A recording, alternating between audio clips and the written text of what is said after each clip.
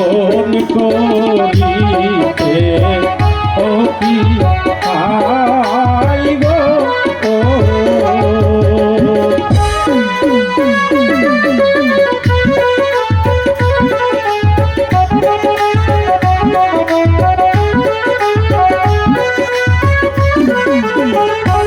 এই আর পথে গাইতে শিবরে শিবরে সবাই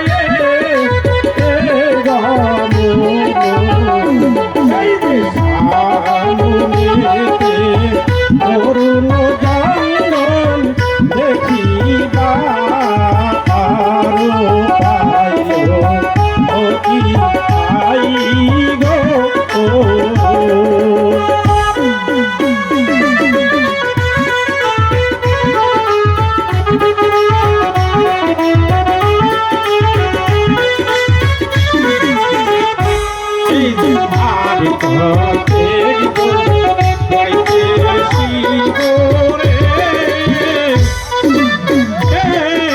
শিবরে সদায়ে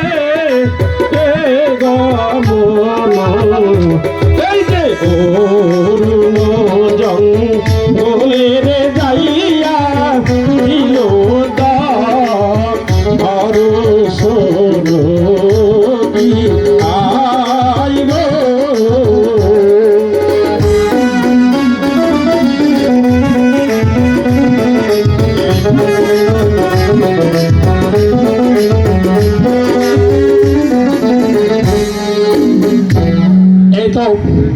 আমি অরুণ জঙ্গলে এসে পৌঁছে গেছি। এই জঙ্গলে করবো আমার 1 যুগে 12 বছরের সাধনা।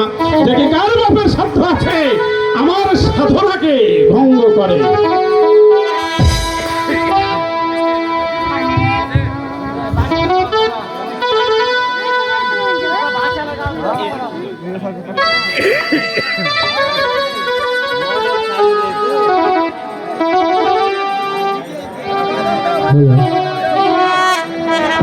শিব ঠাকুর, তোমার অরুণ জঙ্গলে তোমার যোগ্য হবে না। এই মতে অরুণ জঙ্গল পার হয়ে তোমাকে চলে যেতে হবে সেই মিঠার বনে। সেই মিঠার বনে গেলে তোমার যোগ্য হবে না। তোমার বাল্যকালের পুরাতন পুষ্প লক্ষণ আছে, তার সাথে তোমাকে যেতে হবে এই মতে স্বর্গরাজ্যের কৈলাস নগরে দেশ ভ্রমণ করতে।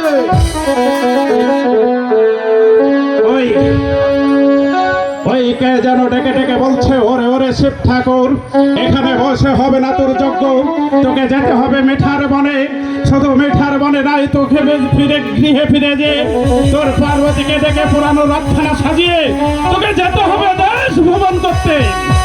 হ্যাঁ, আমি তাই যাব। ও কি হাই গো ও চলছে শিবরে দেখব করিতে ও কি আই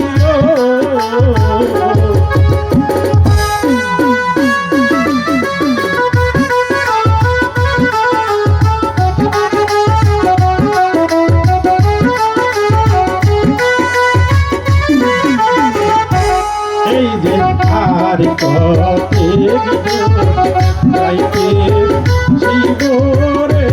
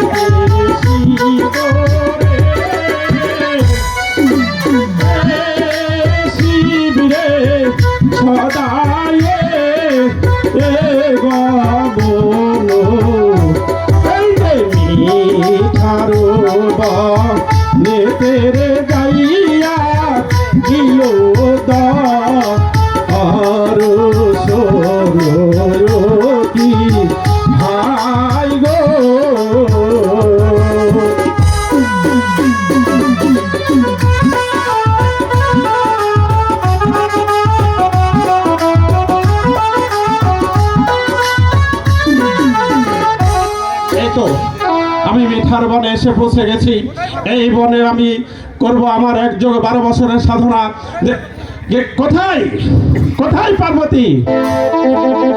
শিব ঠাকুর, আমাকে কেন স্মরণ করেছেন শিব ঠাকুর? তোমার স্মরণে শত কোটি প্রণাম। আশীর্বাদ করি পার্বতী, তুমি দীর্ঘজীবী হও। পার্বতী, তোমাকে আর কি জন্য স্মরণ করবো পার্বতী? তুমি এই মুহূর্তে গৃহে ফিরে যাও পার্বতী। গৃহে ফিরে গিয়ে আমার পুরানো রক্ষানা ভালোভাবে সাজিয়ে নিয়ে আসবে। আমি যাবো দেশ ভ্রমণ করতে। ঠিক আছে স্বামী, আমি তাই করছি। হ্যাঁ পার্বতী, তুমি তাই করো। তাই করছি।